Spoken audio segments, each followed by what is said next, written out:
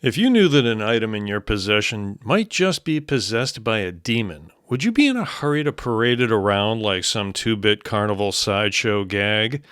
Would you let people get close to it, take selfies, and then use the sensationalistic aspects to make money from its sinister nature?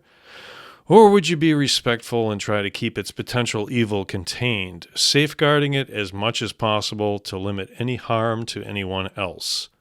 In today's episode of The Weekly Strange, we'll talk all about the demon doll that is currently out on tour, as well as the ethical concerns that might arise, not to mention anything else it might raise. I'm Jon F. Merz, and this is The Weekly Strange.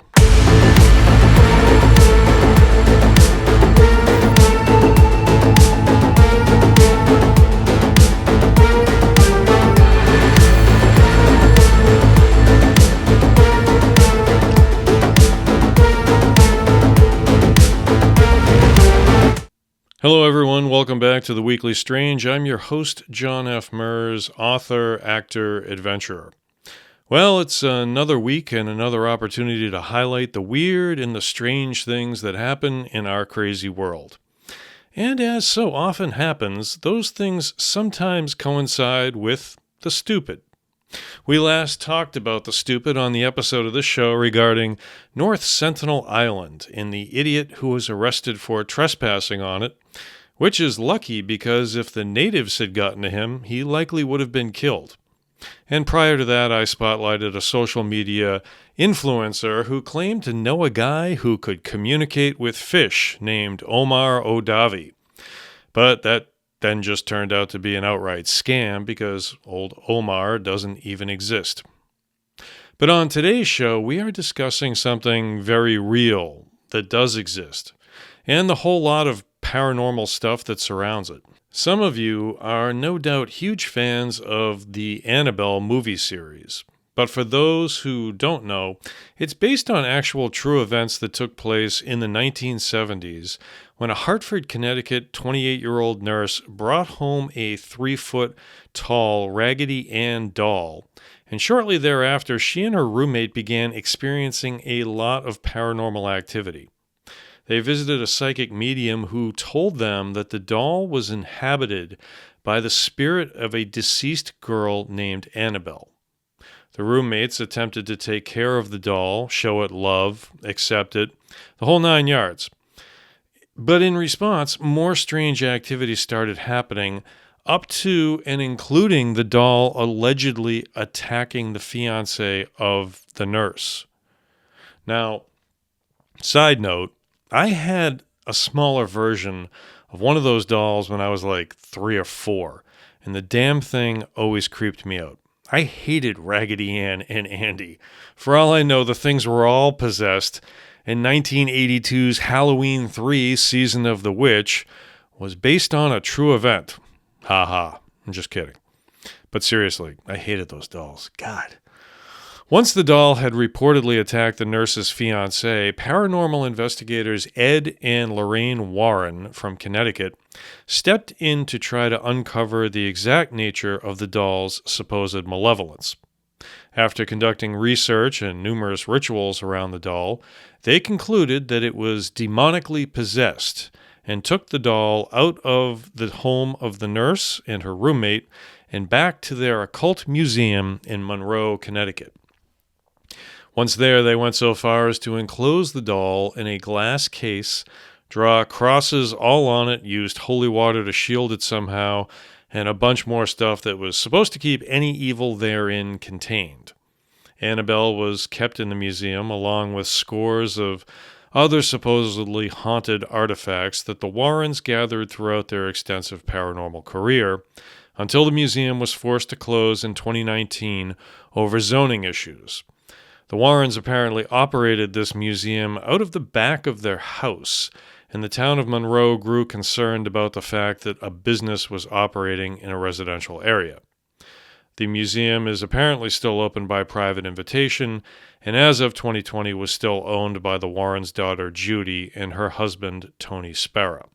Now, the story of Annabelle as a demonic doll would go on to become the basis for a series of horror movies revolving around the supposed tales of paranormal activity, possession, and more from the 1970s.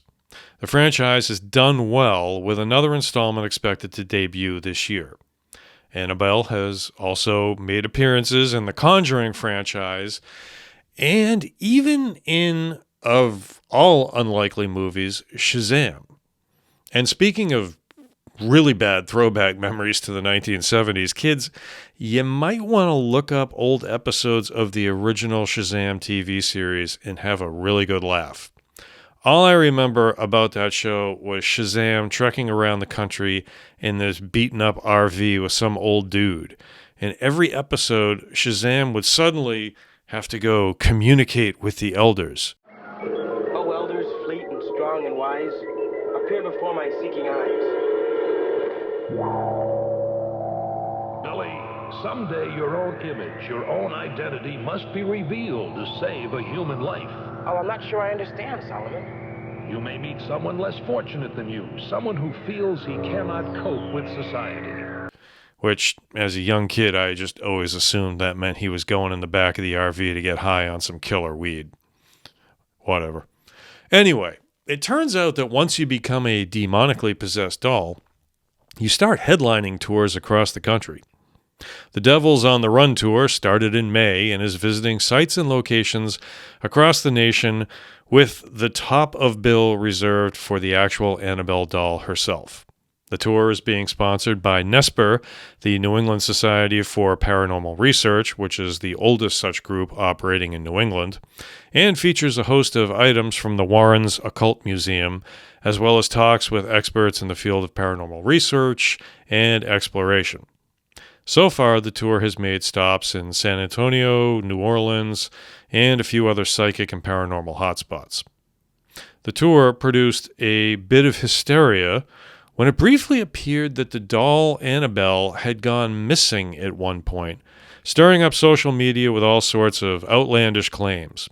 But these were quickly laid to rest within a few days, when it was revealed that in between stops on the tour, Annabelle actually goes back to the museum in Monroe, Connecticut for safekeeping. I'm sure the hysteria didn't hurt ticket sales, however. Now, NESPR has repeatedly stated that all sorts of precautions would be in place to contain the malevolent spirit said to inhabit Annabelle, up to and including the presence of a Catholic priest around the exhibit at all times, which I'm sure makes a whole bunch of other people really uncomfortable. But that hasn't stopped people from commenting on how ridiculous it is to have the doll on tour in the first place, especially considering that one of the first places the tour brought Annabelle to was the West Virginia State Penitentiary, along with a score of other haunted artifacts. Again, for those who don't know, the West Virginia State Penitentiary is a massive hotspot for paranormal activity, with all sorts of claims, legends, and reports dating back for decades. The prison, which was supposedly built on Native American burial grounds, never a good thing, was home to upwards of 2,000 inmates of the worst variety. Murders inside its cells were frequent, executions were many, and the overall demeanor of the location only lends credence to the idea that the paranormal is alive and well within its walls. There's a nice, weird analogy, mixed metaphor, what have you. So, here we have a case of a supposedly possessed doll being carted around the country after the Warrens, mind you, pleaded with it not to be moved. And it's not just that Annabelle is being moved around, but it's that it's being brought into a variety of locations like the prison and Gettysburg and other places where reports of paranormal activity abound. So, yeah, if Annabelle is indeed demonically possessed, and if the Warrens somehow managed to contain that malevolence within her case, then why on earth would anyone want to mess around with it? Why risk life and limb, or at least spiritual peace, by traipsing about the country with a doll? And I think we all know the answer to that.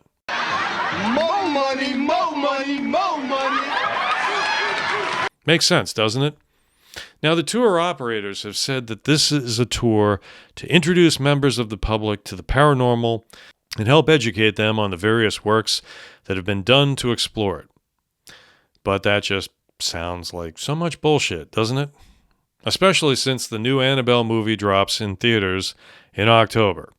Seems to me this is an easy way to help drum up publicity without too much spend on the part of the distributors. Throw some money at the people who own the doll, get them to take it out on tour, create a little blip of hysteria midway through by implying it might be missing, and then sit back and watch social media mentions blow up. Oh, and it also helped that the big prison break that happened recently in New Orleans occurred when Annabelle was in town. Now, she had nothing to do with it, but that didn't stop some folks online from saying her evil energy had somehow played a role in the breakout. It's worth noting that when I was looking into ticket prices for the Devils on the Run tour, all of the events were sold out.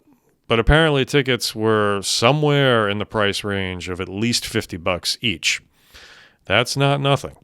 But what about the sensibility behind this tour? Or the ethical considerations? If you owned something that someone said was possessed by a demon, would you pimp it out and try to earn a quick buck?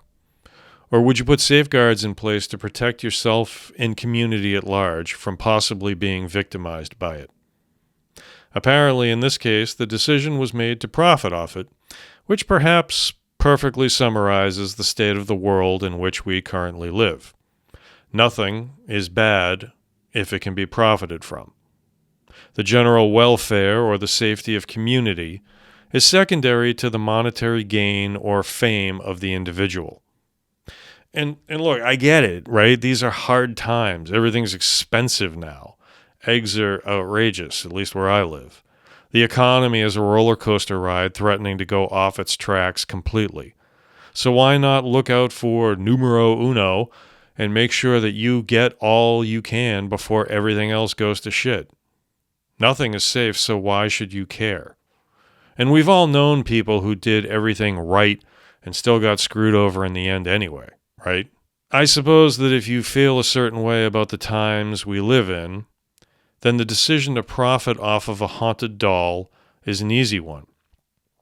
Live for today with little care about the consequences for tomorrow. But it's sad that we've lost sight of doing the right thing for its own sake. Now, I'm not going to sit here and whine about, the good old days. But listen, things have definitely changed in our society when no one thinks twice about taking a potentially demonic doll out on tour. Why would they? What examples do we have these days about those who sacrifice for the greater good?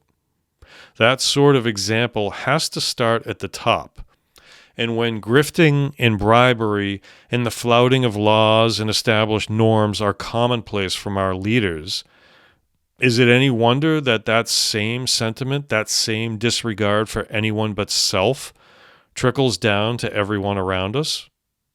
A demonic doll on tour may not be a perfect analogy for the troubles that our country currently faces, but it's certainly indicative of a serious problem nonetheless. And it raises its own fair share of questions. Not the least of which is this. What sort of rider does Annabelle have for her tour stops? Brimstone-flavored M&Ms? That's going to do it for this episode of The Weekly Strange. If you enjoyed the show, I'd really appreciate it if you subscribe to the channel, like the video, and turn on the notification bell so you don't miss any of our new uploads. Also, drop me a comment and reach out via email at jfmthepulseofimagination@gmail.com. And please be sure to check out the other show that I host, The Other Side of Midnight, where I talk to callers all about their paranormal experiences. New episodes of that show drop on Fridays. And one final note, you may have noticed that I am growing out the old facial hair these last few weeks. This is for a new horror film I'm in called The Graves. We'll be filming this summer, and I play a mysterious lighthouse keeper. If you'd like to follow the progress of the film, we've got an Instagram account set up at The Graves Film. And I hope you'll come follow it. The location where we're shooting this thing is absolutely amazing, and I cannot wait to get going on it. In the meantime, thanks very much for watching and listening, and have a good night.